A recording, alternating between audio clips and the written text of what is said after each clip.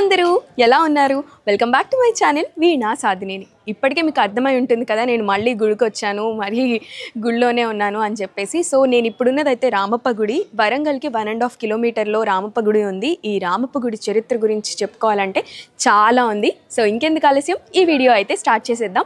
చరిత్ర గురించి, తర్వాత ఇక్కడ ఏమేమి చూడాలి, వన్స్ వరంగల్ వచ్చిన తర్వాత ఇంకేం ప్లేసెస్ కవర్ చేయొచ్చు, ఇక్కడ ఎక్కడ ఉండాలి, ఎక్కడ తినాలి, ఫుల్ డీటెయిల్స్ ఈ వీడియోలో అయితే చూసేద్దాం. రామప్ప దేవాలయం బహుశా దేశంలో శిల్పి పేరుతో పిలిచే ఏకైక దేవాలయం ఇదేనేమో అనిపిస్తుంది. రామప్ప దేవాలయం చరిత్ర గురించి చెప్పుకోవాల్సింది చాలా ఉంది కాబట్టి మన జర్నీ అయితే స్టార్ట్ చేసేసాము. వరంగల్ టూరిజం ప్యాకేజ్లో కనుక వెళ్తే దాంట్లో ఈ టెంపుల్ని కూడా కవర్ చేయొచ్చు. ఆ డీటెయిల్స్కి సంబంధించి నా ప్రీవియస్ వీడియోలో క్లియర్గా చెప్పాను, ఒకసారి దాన్ని కూడా విజిట్ చేయండి. ఇప్పుడైతే రామప్ప టెంపుల్ని అయితే విజిట్ చేసేసేద్దాం. హైదరాబాద్ నుంచి వరంగల్ వరకు 209 కిలోమీటర్స్ ఉంటుంది. 3 అవర్స్లో వరంగల్ వరకు రీచ్ అయిపోవచ్చు. వరంగల్ నుంచి 65 కిలోమీటర్స్ నుంచి 75 కిలోమీటర్స్ మధ్యలో ఈ టెంపుల్ అయితే ఉంటుంది.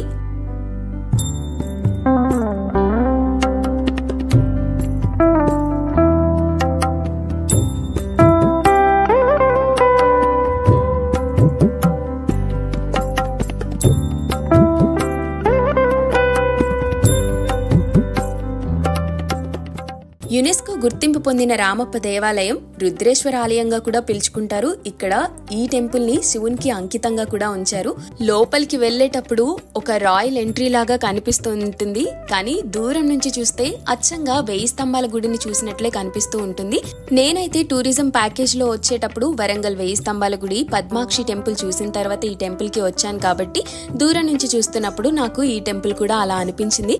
నా చిన్నప్పుడు పాఠాల్లో ఎప్పుడో చూశాను, అంటే ఓరుగల్లుకు సంబంధించిన చరిత్ర గురించి చదువుకునేటప్పుడు హిస్టరీ బుక్స్లో అక్కడ ఎలా అయితే చూసానో యాజ్ ఇట్ ఈజ్ అలానే ఉంది. అస్సలు చెక్కు చెదరకుండా ఇంత అందంగా కనిపిస్తుంది అంటే నా కళ్ళని నేనే నమ్మలేకపోతున్నాను.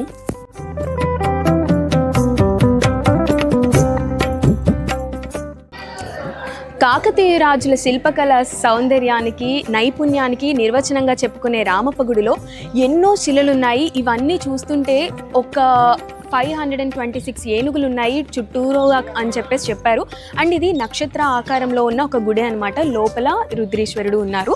సో ఇక్కడ ఈ ఏనుగులు కూడా గమనించినట్లయితే మనకి చెప్పిన వాళ్ళందరూ కూడా నేను చూసిన తర్వాతనే నమ్మాల్సి వచ్చింది. ఎందుకంటే నిజంగానే ఒక ఏనుగుకి చిన్న డిఫరెన్స్ కొంచెం కనిపించేలాగా పెట్టారనమాట. ఒక్కొక్కసారి చూస్తే కనుక దీని తొండం వెనకాల ఉండటం, దీని తొండం ముందు ఉండటం, దీని కింద ఆని ఉండటం, దీనికి టచ్ చేస్తూ ఉండటం, ఏదో ఒక డిఫరెన్స్ కనిపించడం. మొత్తం 526 ఏనుగుల్ని మొత్తం అంతా ఇంత చిన్న లాజిక్తో ఇలా ఏర్పాటు చేసినట్లయితే కనిపిస్తుంది. చూడ్డానికి చాలా బాగుంది ఇదంతా కూడా.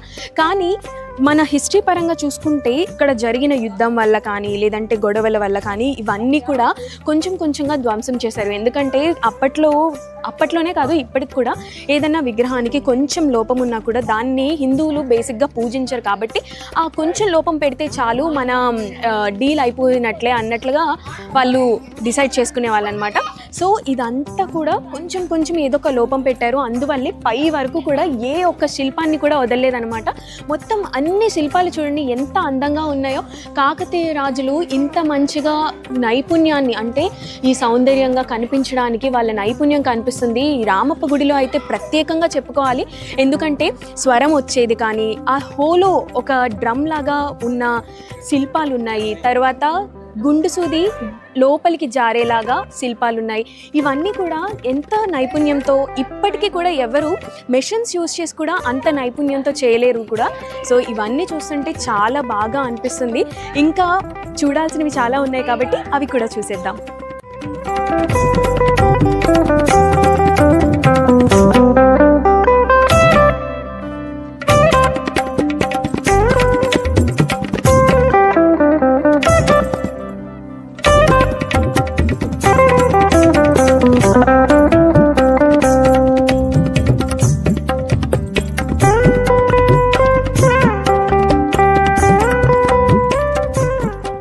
మనం రెగ్యులర్గా చూసే టెంపుల్స్కి తర్వాత ఈ టెంపుల్కి చాలా డిఫరెన్స్ అయితే ఎంట్రన్స్ దగ్గరే తెలుస్తుంది. ఎందుకు అంటే మనం యూజువల్గా తూర్పు వైపుకి చూస్తున్న విగ్రహాలను చూడడానికి మనం వెళ్తూ ఉంటాము, కానీ వీటన్నిటికీ కూడా ఉత్తర ద్వారం ఉంటుందంట. ఇక్కడ వెయ్యి స్తంభాల గుడి కానీ, రామప్ప టెంపుల్ కానీ, తర్వాత ఏ టెంపుల్ అయినా సరే ఇట్లానే ఉంటుంది అని చెప్పేసి వాళ్ళు చెప్పడం జరిగింది. కానీ చూస్తుంటే మొత్తం అంతా పెద్ద పెద్ద నంది విగ్రహాలు, చిన్ని చిన్ని స్కల్ప్చర్స్, ఇవన్నీ చూడడానికి ఎక్స్ప్లెయిన్ చేయడానికి కూడా సాధ్యం కాదనమాట. ఎవరైనా ఇక్కడికి వస్తేనే దాని గురించి నేనేం మాట్లాడుతున్నానో అర్థం చేసుకోగలరు. ఎంత టూరిస్ట్ అయినా నాకు తెలియనివి కూడా చాలా ఉంటాయి కదా, అందుకని నాకు తెలియనివి నేను కూడా తెలుసుకోవాలి అంటే అక్కడ ఉన్న వాళ్ళని లేదంటే లోకల్గా ఉండే వాళ్ళని గైడ్స్ని ఫాలో అవ్వాలి. అందుకోసమే అక్కడే ఉండే ఒక గైడ్తో మాట్లాడడం జరిగింది. ఆయన ఏం చెప్తున్నారంటే, మనకి టెంపుల్ ఇది కాకతీయ రాజుల టైంలో నిర్మాణం జరిగింది. ఇది కాకతీయుల తరఫున వాళ్ళ సేనాని అయిన రేచెల్ల రుద్రయ్య గారు ఈ టెంపుల్ని నిర్మించారు. ఇది 40 years కట్టారు. 1173 నుంచి 1213 వరకు కట్టారండి. ఫస్ట్ ఇది రుద్రేశ్వర ఆలయం అని పిలిచేవారు. అంటే లోపలి శివలింగాన్ని రుద్రదేవుడు ప్రతిష్ఠించారు కాబట్టి ఆయన పేరు రుద్రేశ్వర ఆలయం అని. ఈ శిల్పాలను చెక్కిన శిల్పి రామప్ప, సో అతని పేరు రామప్ప టెంపుల్ అని అంటున్నాం. అలాగే దేవుడి పేరు కూడా శ్రీ రామలింగేశ్వర స్వామి వారిగా పిలువబడుతున్నారు. సో ఇక్కడ చూడండి ముందు రండి. సో ఇది పేరుని నిత్యం పేరిని శివతానం అని అంటామండి. ఇది కాకతీయుల నాట్యం, ఇప్పుడు తెలంగాణ అఫీషియల్ డ్యాన్స్ కూడా. సో ఇక్కడ మధ్యలోనేమో డాన్సర్స్ ఉన్నారు, అటు ఇటు మ్యూజిషియన్స్ని ఇచ్చాడు. అన్నీ డిఫరెంట్గా చెక్కాడు, ఇటు 30 అటు 30 ఉంటాయి. ఇది కాకతీయులతోటే అందరించిపోయి చేసేవారు లేకపోతే వీటి ద్వారా 1983లో నటరాజ రామకృష్ణారి ఈ డ్యాన్స్ని రీకంపోజ్ చేశారు. ఇది తెలంగాణ స్టేట్ అఫీషియల్ డ్యాన్స్ కూడా. ఇవి ద్వారపాలికలు. ఇక్కడ లోపలికి వెళ్ళేటప్పుడు స్వాగతం పలుకుతున్నారు ఆమె మనకి. ఇక్కడేమో బయటకు వస్తుంటే అరటి పండు ఇస్తున్నారు అక్కడ. సో ఇలా వెళ్ళి అలా రావాలన్నది చూపించాడు. ఇది ఎంట్రీ, అది ఎగ్జిట్ అన్నట్టు. సరే అండి, కొంచెం జరరా బాబు బాబు, కొంచెం జరగండి చిన్న. లోపలికి వెళ్తే వెళ్ళండి, లేదంటే కొంచెం పక్కకి.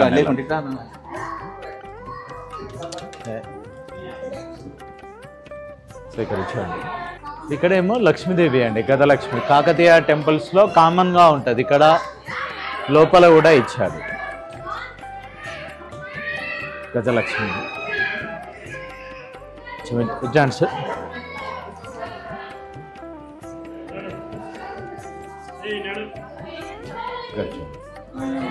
సో ఇక్కడ ఒక స్పెషాలిటీ ఉంది. ఇక్కడ ముగ్గురికి 6 కాళ్ళు ఉండాలి, కానీ ఇక్కడ 4 చెక్కి 6 కాళ్ళలాగా చూపించారు. చూడండి, ఇలా కవర్ చేస్తే ఇతడి కాళ్ళు ఇతడుకున్నాయి, ఇలా కవర్ చేస్తే ఇతడి కాళ్ళు ఇతడికి, అటు ఇటు కవర్ చేస్తే మధ్యలో ఇతడు. ఉండాల్సింది 6, ఉన్నవి 4, కానీ ఇండివిజువల్ ఎవరి కాళ్ళు వాళ్ళకు. సో ఇదంతా ఇక్కడ మలిక్ కాఫర్, మొహమ్మద్ బిన్ తుగ్లక్ అటాక్ చేశారు, వాళ్ళ టైంలో పోయాయి. సో ఇది నాట్య మండపం. కాకతీయుల టైంలో నాట్యాలు జరిగేవి ఇక్కడ. సో నాట్యాన్ని స్టార్ట్ చేసే ముందు నటరాజుకి నమస్కారం చేసుకోవాలని పైన మిడిల్లో నటరాజుని ఇచ్చాడు. చూడండి, ఇప్పటికీ మన క్లాసికల్ డాన్సర్స్ నటరాజుకి నమస్కారం చేసుకొని స్టార్ట్ చేస్తారు. ఈ ట్రయాంగిల్స్లోనేమో అష్టదిక్పాలకులు, లోపల 4 బయట 4 ఉన్నాయి. మనకి 4 దిక్కులు 4 ముళ్ళలు, ఒక్కో దిక్కు ఒక పాలకుడు అంటారు. చూపించండి సార్. ఇక్కడేమో క్షీరసార మదనం. చూడండి, ఇది దేవతలు రాక్షసులు కలిసి పాలసముద్రాన్ని చిలుకుతున్నట్లు ఇచ్చాడు. ఈ పాలసముద్రాన్ని చిలికాక విషం ఐరావతం విన్నచ్చాక అమృతం వస్తుంది. సో అమృతాన్ని ఇక్కడ పంచుతున్నారండి. ఆ మిడిల్లో అమృత కలుషం మీద పామునిచ్చాడు. లెఫ్ట్లో విష్ణుమూర్తి, ఆ పక్కన విష్ణువు మోహిని రూపంలో అమృతాన్ని పంచుతున్నారు. అదే మనకి ఇక్కడ చిన్న కూడా ఇచ్చాడు, సేమ్ స్టోరీ. సో ఇక్కడ డే టైంలో గర్భంలో ఒక స్పెషాలిటీ ఉంటుంది సార్. మన మిగతా టెంపుల్స్లో చూస్తే చీకటిగా ఉంటుంది కదా, కానీ ఇక్కడ మార్నింగ్ నుంచి ఈవినింగ్ వరకు ఇక్కడ ఏ లైట్ ఉంటుందో సేమ్ లైట్ దేవుడి పైన ఉండడం ఇక్కడ స్పెషాలిటీ. సో అది ఎలా అంటే ఈ చుట్టూ ఓపెన్ ఇచ్చి కట్టడం వల్ల కాంతి పిల్లర్స్ పై పడి లోపలికి వెళ్తుంది. చూడండి, ఇక్కడ టార్చ్ చేస్తే కింద రిఫ్లెక్షన్ కనిపిస్తుంది, ఇట్లా లోపల దాకా వెళ్తుంది. చూడండి, ఇక్కడ వేస్తే లోపల గోడ మీద రిఫ్లెక్షన్ కనిపిస్తుంది. ఇట్లా ఈ 4 పిల్లర్స్ మీద పడ్డ సన్లైట్ 4 సైడ్ రిఫ్లెక్ట్ అవుతూ లోపలికి వెళ్తుంది. చూడండి, ఇటు వేసినా వెళ్తుంది, కొంచెం ముందు ఇక్కడ వేసినా లోపల కనిపిస్తుంది.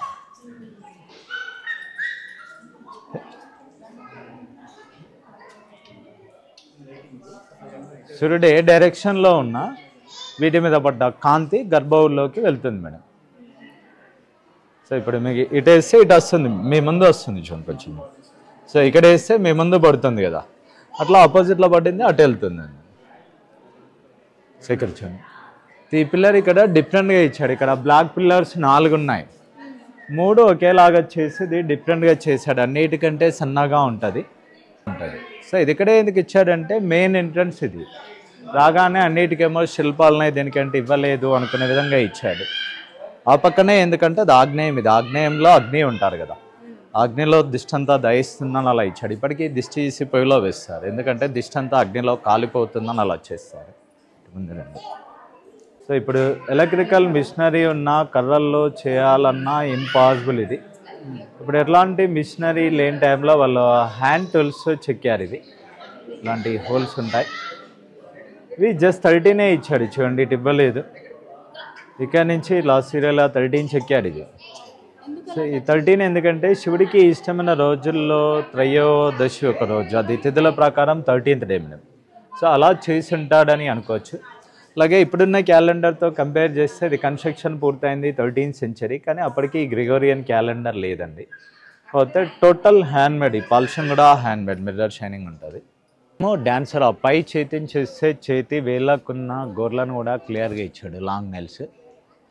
ఇది ఇక్కడ ఈ శిల్పాల్లో చిన్నది పొట్టిగా ఉన్నారు. ఈమె ఒక ట్రైబల్ లాగా వేటేస్తుంది, చేతిలో బాణము, పైన చెట్టు, దాని మీద కోతి పక్షి ఉన్నాయి. వేట చేసే టైంలో ముళ్ళు గుచ్చుకుంటే ఆమె సర్వెంట్ వచ్చి ముళ్ళని తీస్తున్నాడు. ఆ ముళ్ళు తీసే చోట బాపు కూడా ఉంది చూడండి, లైట్గా స్వెల్లింగ్ ఉంది. డ్రెస్ కూడా చిన్న స్కర్ట్, తల్లో నెమలి పింఛాన్ని ఇచ్చాడు ట్రైబల్ లాగా. అలాగే టెంపుల్ షేప్ ఏమీ ఫ్లవర్లా ఉంటుంది, దీన్నే స్టార్ షేప్లో ఉందంట, పైనుంచి అలా ఉంటుందండి. ఇప్పుడు ఏనుగులన్నీ ఒకదాని వెనకాల ఒకటి ప్రదక్షిణ చేస్తున్నట్లు ఇచ్చాడు. ప్రతిదీ డిఫరెంట్గా చేశారు చూడండి. ఇది నార్మల్గా ఉంటే ఇది కాలు పట్ల అవుతుంది, ఇది కాలుపై తొండం వేసినట్టు రౌండ్గా చుట్టుకుంది. ఇక్కడ సేమ్ ఉన్నాయి, గంటల్లో డిఫరెంట్ ఉంది. ఇక్కడ 2 ఉన్నాయి, ఇక్కడ లేవు. అట్లా చుట్టూ 526 ఉంటాయి, అన్నీ డిఫరెంట్గా చూపించాడు. ఏ 2 ఒకేలా ఉండవు. ద్వారాలకి వీటిని ఇచ్చారు.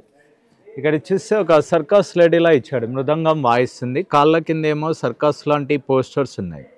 సో మధ్యలో కరసాం చేస్తున్నట్లు ఇటు అటు ఒకరిపై ఒకరు నిల్చొని కర్రా సుత్తి పట్టుకొని కొడుతున్నారు. ఇప్పుడు ఈ చివరి దాంట్లో ఒక స్పెషాలిటీ ఉంది. ఆమె మెడలో హారం ఉంది కదా, దాని నీడను పొట్టపై పడుతున్నట్లుగా ఇచ్చాడు. లాంగ్ చన్ కింద షాడో ఉంది కొంచెం ఇట్రాన్స్, కానీ జాగ్రత్త మేడం చూసుకోండి.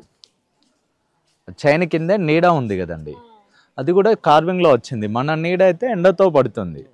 ఇప్పుడు అది ఎండ ఉన్నా వర్షం పడ్డా మార్నింగ్ చూసినా ఈవినింగ్ చూసినా అట్లానే ఉంటుంది. ఇప్పుడు అక్కడ ఎండ పడట్లేదు, కానీ షాడో క్లియర్గా ఉంది.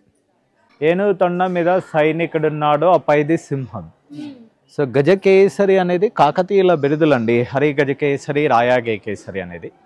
సో ఆ బిరుదులను చూపించడానికి ఇలా టెంపుల్ చుట్టూ 25 చేశారు, కానీ 2 పోయాయి, ఇప్పుడు 26 ఉన్నాయి అవి. ఇక్కడ చూడండి, ఇది రెజ్లింగ్, కుస్తీ మల్లాయుద్ధం రెజ్లింగ్ అంటాం. ఇక్కడ ఈజిప్షియన్ ఇచ్చాడు, అంటే అప్పటికే ఇంటర్నేషనల్ ట్రేడింగ్ ఉంది, వాళ్ళు వచ్చేయడానికి ఇది ప్రూఫ్ మనకి. ఇక్కడ కృష్ణుడు ఉన్నాడు, జైనుడు, వినాయకుడు, నరసింహస్వామి, కాలభైరవుడు, వీరభద్రస్వామి, జైనులు, వినాయకుడు అలా చుట్టూ ఉంటారు. ఇక్కడ చాలా ఫేమస్ ఇది రాగిని, నాగిని అంటాం. రాగిని కాళ్ళకు అప్పుడే హై హీల్స్ వేర్నర్లు ఇచ్చాడు, చెప్పులు. మళ్ళీ ప్లాటిల్స్ ఆమె నడుస్తుంటే కూడా చెప్పుకి కాలుకి గ్యాప్ ఇచ్చాడు. సో ఇప్పుడు లేటెస్ట్ అనుకుంటాం, 13th centuryలోనే హై హీల్స్ ఉన్నాయనేది మనం తెలుసుకోవచ్చు. ఆమె నాగిని పాము మీద నాట్యం చేస్తుంది. ఆ పేజ్ చూడండి డిఫరెంట్గా రఫ్ ఇచ్చాడు, వీటికి స్మూత్ ఉంటే అది రఫ్ ఉంది. కళ్ళు కూడా పాము కళ్ళలా ఉంటాయి, నెక్ డిఫరెంట్గా ఇచ్చాడు, అంటే నాగిన్లోని ఎక్కువత్వాన్ని చూపించాడు, పాములాగా భయంకరంగా ఉంటుంది అది. ఖచ్చితంగా ఈయన చెప్పినంత చరిత్ర, ఈయన ఇచ్చినంత ఇన్ఫర్మేషన్ నేనైతే ఇవ్వలేను, ఎందుకంటే నేను జస్ట్ పుస్తకాల్లో చదివాను, లేదంటే సినిమాల్లో చూశాను. కానీ ఇక్కడ ఈయన రోజు ఉంటారు, దీని గురించి ఇంకా బాగా తెలుస్తుంది అన్న నమ్మకం నాకుంది, కాబట్టి ఆయనతో నేను మాట్లాడించానమాట. సో ఇంకా నాకు తెలిసిన ఇన్ఫర్మేషన్ నేను ఇప్పుడు చెప్తాను.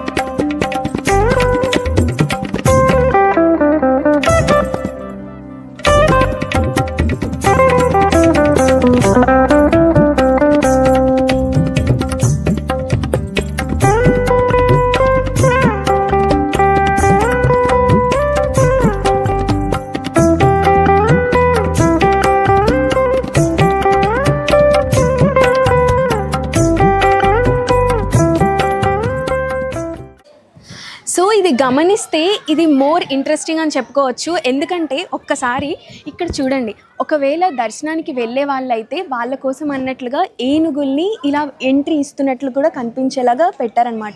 ఒకవేళ ఎగ్జిట్ అయ్యే వాళ్ళు ఇటు రావాలి అని చెప్పేసి తెలియడం కోసం, డీకోడింగ్కి ఈజీగా ఉండాలని చెప్పేసి ఏనుగుల్ని ఈ డైరెక్షన్లో పెట్టారనమాట.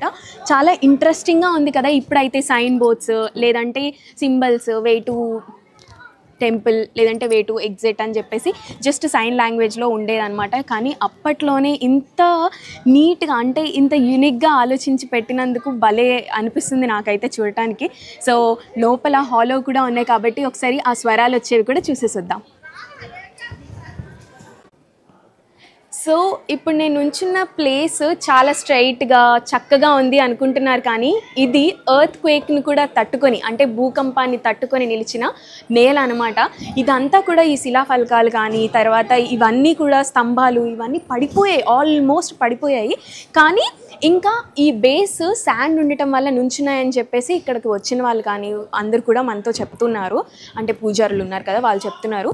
ఒకసారి క్లియర్గా చూస్తే కొంచెం అంటే ఒక ఇంత సెంటీమీటర్స్ అని చెప్పేసి ఒక 5 to 6 సెంటీమీటర్స్ కిందకు దిగిపోయింది అనమాట.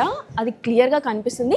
అటు కూడా దిగింది. అందువల్లనే ఇక్కడ ఉన్నది మొత్తం అంతా కూడా ఇలా పడిపోయినా కూడా చాలా నీట్గా అందరూ నడవడానికి వేలాగా కనిపిస్తుంది. ఒకవేళ ఎత్తు పల్లంలాగా ఇలా గనక అయిపోయి ఉంటే కొంచెం ఇబ్బంది అయ్యేది. ఈ స్పెషాలిటీ కూడా అదే అనమాట. ఒకవేళ ఎర్త్ క్వేక్ వచ్చినా కూడా అన్నీ కూడా ఒకేసారి ఎలా అయితే స్టాండ్ మీద నుంచి ఒక స్టెప్ కిందకి దిగితే ఎలా ఉంటుందో యాస్టీస్ అట్లానే భూకంపం వచ్చినప్పుడు ఇలా అయిపోకోకుండా జస్ట్ ఇలా దిగాయన్నమాట. అందువల్లే అందరికీ వాకింగ్కి ఈజీగా ఉంది. చూడ్డానికి కూడా అసలు ఏం జరగనట్లు కూడా కనిపిస్తుంది. కొన్ని చోట్ల మాత్రం ఇలా ఇక్కడ ఎర్త్ క్వేక్ అయ్యిందా, భూకంపం వచ్చిందా, భూకంపం వచ్చినప్పుడు ఇది తట్టుకుందా, ఇలా జరిగిందా అలా జరిగిందా అని చరిత్రని మనకి కళ్ళకు కట్టినట్లు కనిపించే దృశ్యాలు అయితే కనిపిస్తున్నాయి. సో హాలో గురించి చెప్పుకున్నాం కదా, ఒకసారి ఆ కృష్ణుడి విగ్రహం కూడా చూసేసి దాని గురించి చూద్దాం.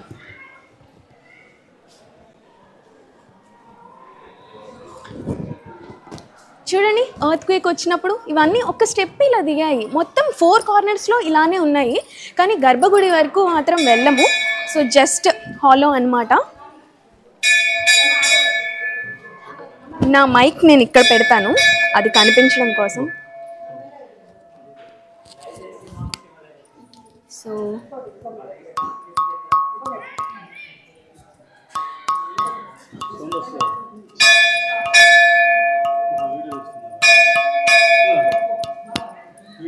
సో ఈ సౌండ్ ఇంకెక్కడా కూడా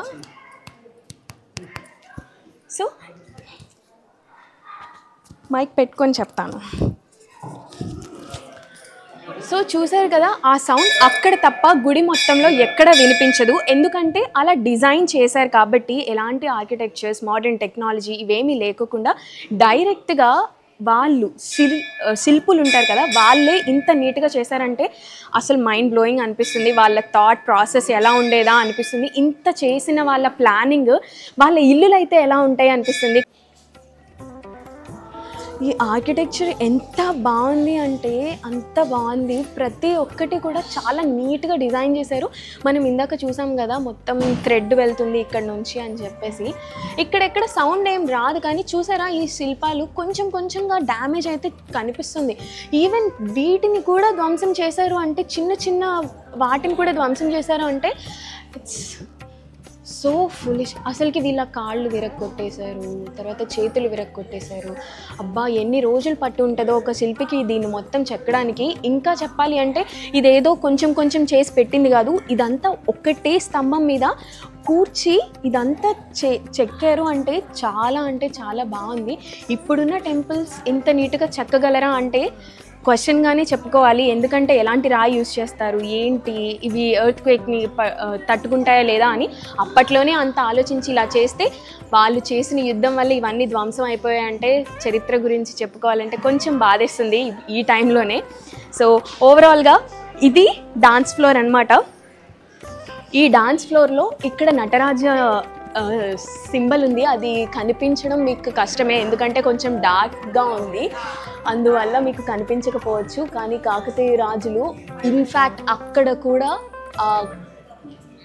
శిల్ప సౌందర్యం కనిపించేలాగా జనాలకి పెట్టారనమాట. అందువల్లే ఇది ఇంత నీట్గా ఉంది కాబట్టి వీటన్నిటికీ దిష్టి తగలకుండా, గుడికి దిష్టి తగలకోకుండా ఇక్కడ ఒక మార్క్ పెట్టారని కూడా చెప్తున్నారు కదా. సో ఆ మార్క్ వచ్చేసి ఇక్కడ అన్నమాట. మొత్తం శిలాఫలకాలు అన్నీ ఉన్నాయి, మొత్తం చెక్కినట్లు కనిపిస్తుంది. కానీ ఇక్కడ మాత్రం ఫుల్ స్లోపీగా ఉంది, అసలు ఏం లేదు, ఎంటీగా ఉంది. మనం అనుకోవచ్చు గుడి గురించి, చరిత్ర గురించి ఏమన్నా పెట్టడానికి అది ఎంటీగా వదిలేశారేమో అని నేను ఫస్ట్ అనుకున్నాను. కానీ అలా కాదంట.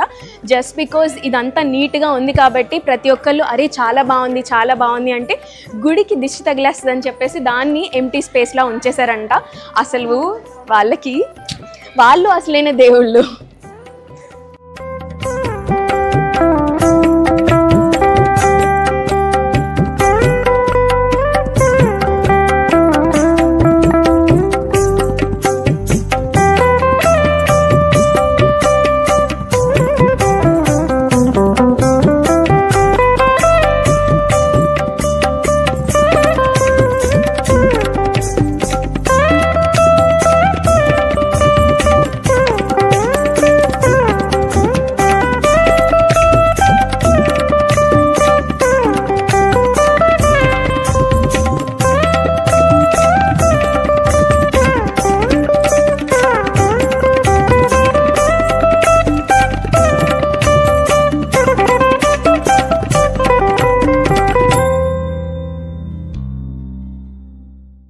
సో నక్షత్రాకారంలో ఉన్న ఈ గుడిని ఇంత బాగా కట్టడానికి రీజన్ ఏంటి అంటే దీన్ని మోడల్ని చాలా బాగా ప్రిపేర్ చేయడం. దీని మోడల్ వచ్చేసి మనకి క్లియర్గా ఇక్కడ కనిపిస్తుంది అనమాట. ఫస్ట్ ఇక్కడ కట్టేశారనమాట. ఇప్పుడైతే జస్ట్ పేపర్స్ అండ్ ఆర్కిటెక్చర్ వాళ్ళు ఎలాంటివి చేస్తూ ఉంటారు కదా మాక్ లాగా, అవన్నీ కూడా అప్పట్లో అలా చేయకోకుండా డైరెక్ట్గా ఒకటి కట్టేసి దాని మోడల్ని ఇక్కడ పెడదాము అని చెప్పేసి ఇవన్నీ కూడా పెట్టారని మనకి తెలిసింది. సో ఇవి అసలు బేసిక్ ఇది కట్టడమే చాలా అంటే చాలా కష్టం. అది కూడా అంతే నీట్గా అంతే మోడర్న్గా కట్టారు. అండ్ ఈ ఎర్త్ క్వేక్ని కూడా తట్టుకొని ఇంత బలంగా నుంచింది అంటే చెప్పుకోవాల్సిన విషయమే అని చెప్పుకోవచ్చు. సో బేసిక్గా మన టౌన్లో ఉన్న గుడులు కానీ వేరే ఏదైనా కానీ ఏదైనా చిన్న ఇది వచ్చినా లేదంటే గొడవలైనా కూడా ఈజీగా ధ్వంసం చేసేస్తూ ఉంటారు. రోడ్ ట్రాన్స్పోర్ట్ కానీ రోడ్లు వేయాలని ఎక్స్టెన్షన్స్ అని ఇలాంటివి చేస్తూ ఉంటారు. కానీ ఇప్పుడు ఇక్కడ ఈ మొత్తం అంతా పొలాలే అనమాట. పొలాల మధ్యలో రామప్ప టెంపుల్ ఉంది. రామప్ప టెంపుల్కి పక్కనే చెరువు కూడా ఉందన్నమాట. తర్వాత చెరువు కూడా చూడడానికి వెళ్దాము. ప్రస్తుతం అయితే ఈ టెంపుల్ మొత్తం ఎక్స్ప్లోర్ చేయాల్సింది చాలా ఉంది, తెలుసుకోవాల్సినవి చాలా ఉన్నాయి. ఇప్పుడు ఈ స్టార్ ఆకారం కనిపిస్తుంది కదా, ఇక్కడ కనిపిస్తుంది కదా, ఈ స్టార్ ఆకారం పైనుంచి కనుక మనం టెంపుల్ని చూస్తే ఏ ఆకారంలో కనిపిస్తుందో యాజ్ ఇట్ ఈస్ ఇలానే ఉంటుంది అని చెప్పేసి ఇక్కడ పెట్టారనమాట. సో ఇక్కడ కొంతమంది గైడ్స్ కూడా ఉన్నారు. ఒకవేళ వచ్చిన వాళ్ళు అలా వచ్చేసి దర్శనం చేసేసుకొని వెళ్ళిపోయే కన్నా ఇక్కడ ఉండే గైడ్స్తో మాట్లాడితే ఎంతో తెలుసుకోవచ్చు. యునెస్కో గుర్తింపు పొందింది అంటేనే మనం అర్థం చేసుకోవచ్చు దీని చరిత్ర గురించి, దీని గొప్పతనాన్ని గురించి. ఇంకెందుకు ఆలస్యం, మీరు కూడా వచ్చి ఒకసారి ఎక్స్ప్లోర్ చేసి ఎలా అనిపించిందో మీరు నాకు కామెంట్ సెక్షన్లో చెప్పండి. హైదరాబాద్ తర్వాత పర్యాటకంగా వరంగల్లో చూడాల్సిన ప్లేసెస్, కవర్ చేయాల్సిన ప్లేసెస్ చాలా ఉన్నాయని ఇప్పటికే అర్థమైపోయింది. కాబట్టి వరంగల్ టూర్ ప్లాన్ చేసేటప్పుడు రామప్ప టెంపుల్ కూడా ఇంక్లూడ్ చేయొచ్చు. దాంతోపాటు భద్రకాళి అమ్మవారి temple, Warangal fort, 1000 pillar temple, Padmakshi temple, Kakatiya museum, తర్వాత తోరణం ఉంటుంది కదా, అవన్నీ కూడా కవర్ చేసేయచ్చు. వరంగల్లో ఏ టెంపుల్ అయినా 6 AM నుంచి 6 PM వరకు ఉంటుంది అని చెప్పారు. అండ్ ఎంట్రీ ఫీ అయితే ఏమీ లేదు, ప్రతి ఒక్కరికి ఒకే దర్శనం ఉంటుంది. కార్తీక మాసం లాంటి పీక్ టైమ్స్లో కొంచెం క్రౌడ్ ఎక్కువగా ఉంటుంది కాబట్టి అలా ప్లాన్ చేసుకొని రావచ్చు. ఇంకా ఇక్కడ స్టే చేయడానికైతే హరిత రామప్ప లేక్ వ్యూ రిసార్ట్ ఒకటి ఉంది, హరిత కాకతీయ అని చెప్పేసి అది కూడా ఉంది. అదేంటంటే 60 కిలోమీటర్స్ అని చెప్పాను కదా, ఆ డిస్టెన్స్లో ఉంటుంది కాబట్టి యాక్చువల్ వరంగల్లో ఉంటుంది కాబట్టి అలా ప్లాన్ చేసుకోవచ్చు. ఖచ్చితంగా ఆన్లైన్లోనే బుక్ చేసుకోవాలి. ఏసీ అయినా నాన్ ఏసీ అయినా డీలక్స్ అయినా సూట్ అయినా ప్రతి ఒక్కరికి వీకెండ్ వీక్ డేస్లో డిఫరెన్స్ ఉంది కాబట్టి ఆ వెబ్సైట్స్లో లింక్స్ మీకు కింద ఇస్తాను, ఒకసారి చెక్ చేసుకొని చూడండి. సో వరంగల్ మొత్తం 1 డేలో కవర్ చేయాలి అంటే పర్ పర్సన్ 3000 అవుతుంది. హోటల్స్తో పాటు అక్కడ రెస్టారెంట్స్ కూడా ఇంక్లూడ్ అయి ఉన్నాయి కాబట్టి తినడానికి కూడా ఏ ప్రాబ్లం ఉండదన్నమాట. So plan accordingly.